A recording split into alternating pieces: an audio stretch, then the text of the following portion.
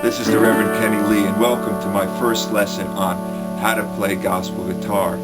Now, these lessons are going to be directed to the total beginner, so I'm going to have to cover a wide variety of subjects like tuning, tuners, types of guitars, strings, etc. So please feel free to write and ask questions as I do these lessons. That way I can use the question in an upcoming lesson and answer it for you. Now, you could play this style of music on any type of guitar. Now, most people have a guitar sitting around the house. So if you have a classical guitar with nylon strings, or an acoustic guitar with steel strings, or even electric guitar, you can learn these lessons.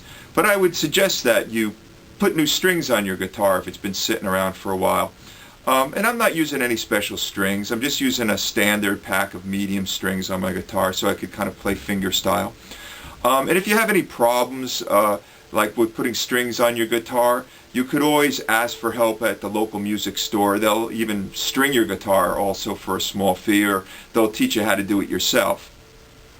During the course of these lessons, I'll be playing a resonator guitar.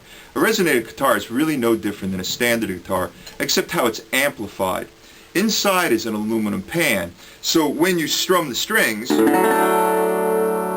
the aluminum pan vibrates and it gives you all these nice resonating sounds.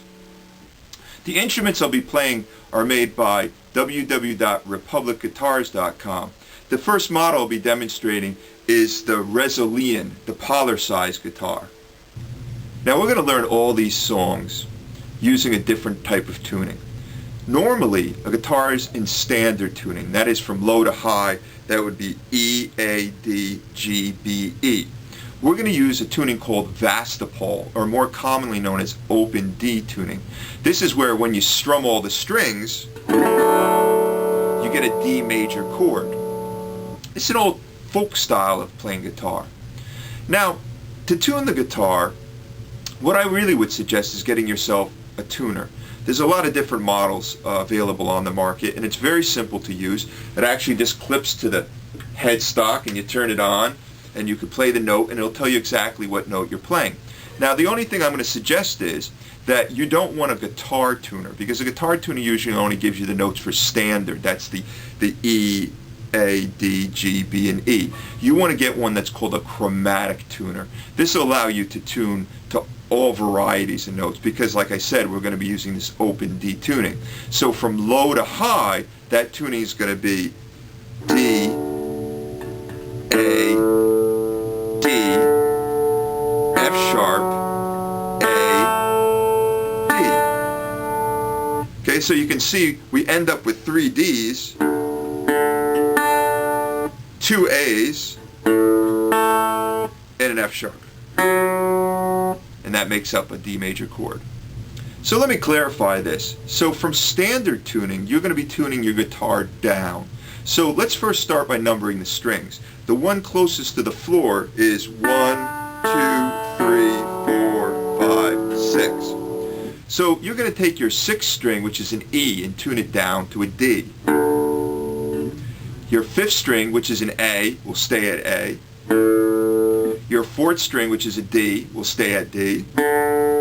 The 3rd string, which is a G, will be tuned down to F sharp. 2nd string, which is a B, will be tuned down to A. And then your 1st string, which is an E, will be tuned down to a D. So you can use a tuner to get in tune, but you can also use the other strings to tune the guitar to itself. So let's go through this slowly. So you play the 6th string at the 7th fret to tune the 5th string open. You hold the 5th string at the 5th fret to tune the 4th string open. 4th string at the 4th fret to tune the 3rd string open. 3rd string at the 3rd fret to tune the 2nd string open. And then last, the 2nd string at the 5th fret to tune the 1st string open. Then you get a nice D major chord. Now you can certainly play the guitar just using the flesh or nails of your fingers, but if you're going to play acoustically, you'll get a lot more volume and tone if you use finger picks. I'm wearing a thumb pick and 2 finger picks, one on my index and one on my middle. Now the finger picks come in metal or plastic. The metal ones are more comfortable but tend to slip off, where the plastic a little tighter and stay put. Now we're going to play most of these songs using our fingers, but if you'd like to learn the bottleneck slide technique, I would suggest looking at CD 1, because there I teach a lot of the theory and techniques for open D tuning plus the bottleneck technique, and it contains gospel songs in addition to blues songs.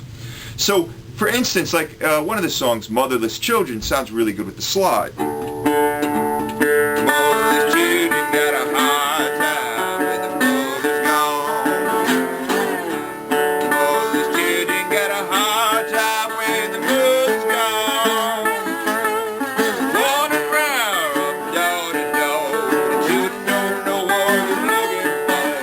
Motherless children got a hard time when the mother's gone.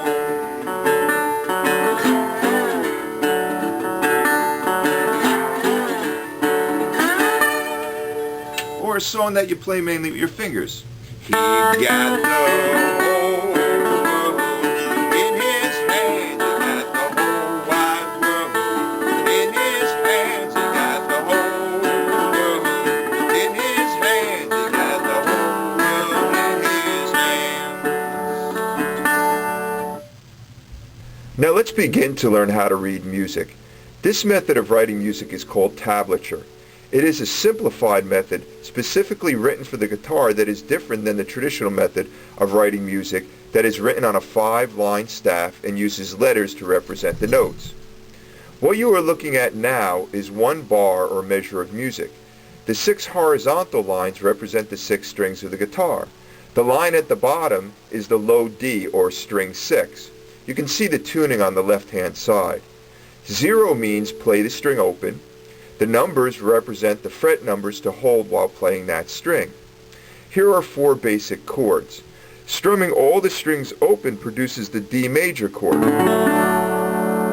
The second chord is also a D major but higher up the neck. The third chord is a G chord. And the last 4th chord is an A chord. The 4/4 is called the time signature.